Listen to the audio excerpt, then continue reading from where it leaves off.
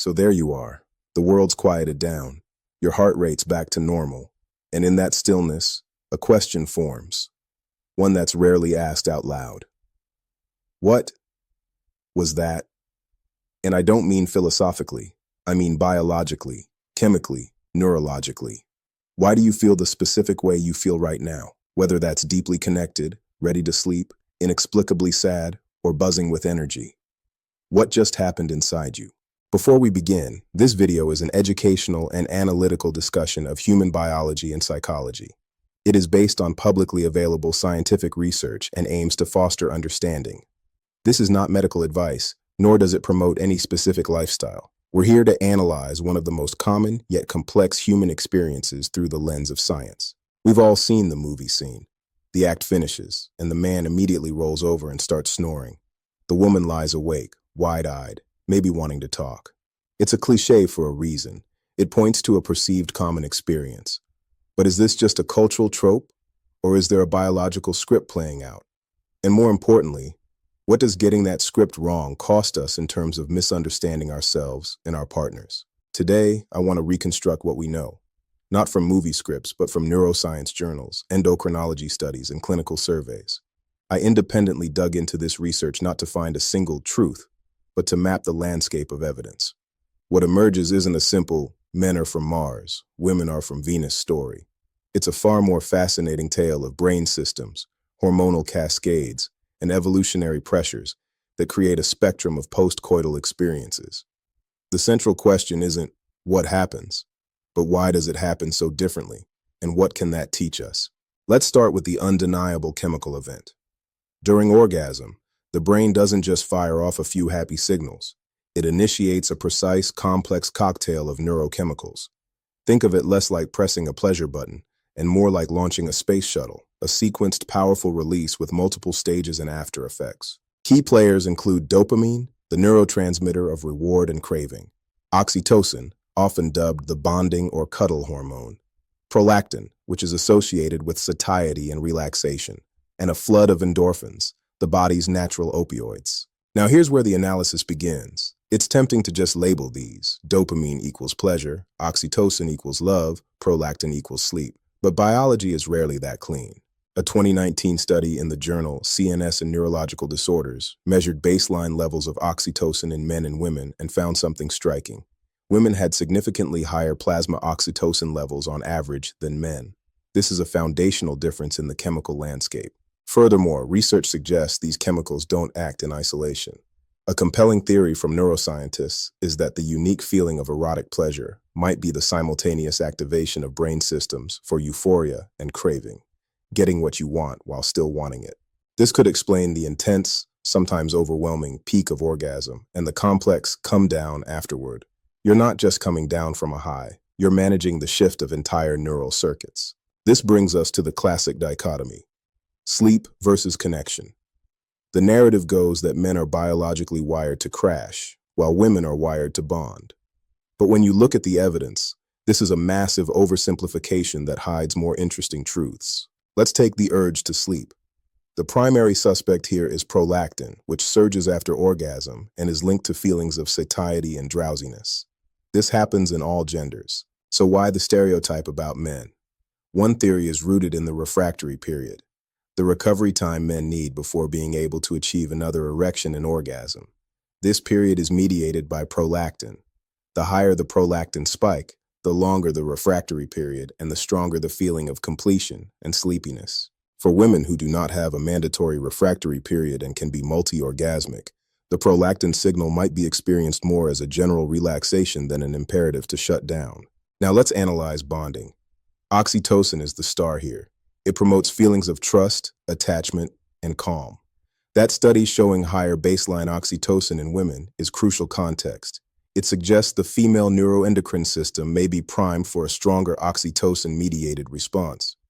During and after sex, this could translate to a more pronounced desire for emotional connection, touch, or communication, behaviors that reinforce pair bonding. But here's my critical counterpoint.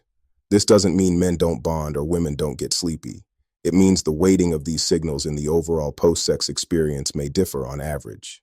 A man in a new, emotionally intense relationship might feel a powerful oxytocin-driven desire to connect. A woman after a strenuous day might feel the prolactin-driven fatigue most strongly. Biology provides the palette, but the individual and situational context paints the final picture. Now, before we dive deeper into some of the less talked about and more surprising post-sex effects, things like sudden sadness or unexplained crying, I want to quickly mention something that fits into this whole theme of listening to your body's needs for recovery and nourishment. Lately, I've been trying out Mom's Meals, and it's been a genuine help. We've been talking about the physical and emotional workout that intimacy can be. And sometimes the last thing you want to do afterward, or just in general with a busy schedule, is figure out a nutritionally balanced meal. Mom's Meals delivers chef-prepared, ready-to-eat meals right to your door. What's great is the range of options. They have healthy and fresh meals designed for specific needs: keto-friendly, diabetic-friendly, low-carb, low cholesterol, halal, vegetarian, and so much more. It's all about convenience without compromising on nutrition. Prices start from just $7.99 per meal. I've put the link in the description, and you can get 50% off your first order if you want to try it. It's one less thing to worry about, so you can focus on other aspects of your well-being. If the story ended with sleep versus cuddle, it would be neat. But human experience is messy. The research reveals a host of other common after effects that challenge simple narratives and are crucial to understand. First, there's postcoital dysphoria, PCD, or post-sex blues. This is the experience of feeling sad, anxious, irritable, or even crying after consensual, otherwise satisfying sex. A 2015 survey found 46% of the college-aged women they studied had experienced it at least once. Think about that prevalence. It's huge, and yet it's almost never discussed. Why does this happen?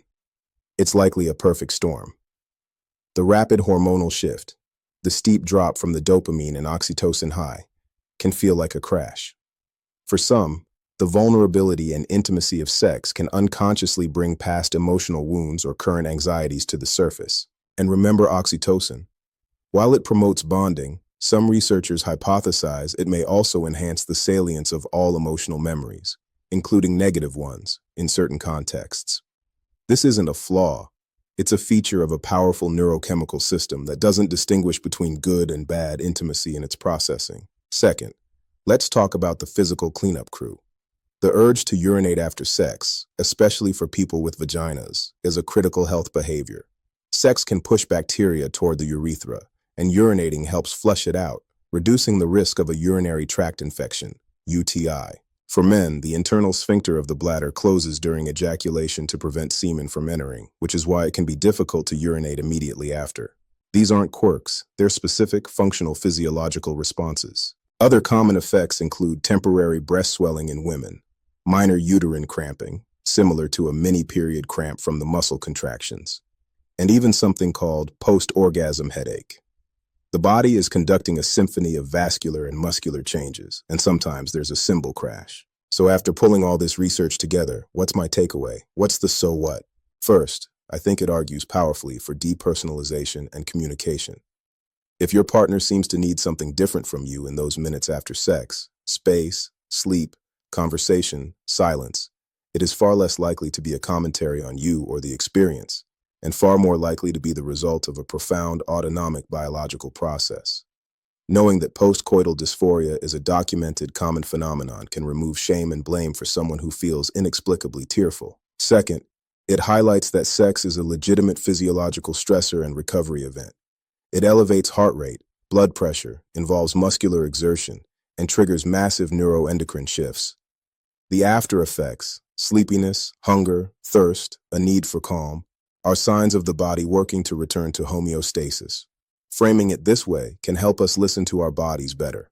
Finally, this analysis reveals a major gap in our common knowledge. We have cultural scripts for sex, but not for its aftermath. We don't have a shared vocabulary for the post-coital resolution phase. Creating one, based on science, not stereotype, could reduce anxiety, improve relationships, and help people feel more normal in their unique responses. Is the urge to sleep biological? Often, yes. Is the urge to connect biological? Absolutely. Is feeling a complex mix of both or something else entirely also biologically plausible? The evidence says yes. Ultimately, understanding the biology isn't about creating a new rulebook. It's about expanding the map. It gives us landmarks to understand our own terrain and the terrain of others. It replaces judgment with curiosity. You need to sleep right now? Okay, that might be your prolactin talking. I feel a bit vulnerable and need a hug? That could be my oxytocin circuit seeking reinforcement. If this kind of deep dive analysis into the science of everyday life is useful to you, please consider subscribing. I'd love to hear your own perspectives and experiences in the comments below. What did this analysis get right or make you think about differently? Thanks for watching, and I'll see you in the next one.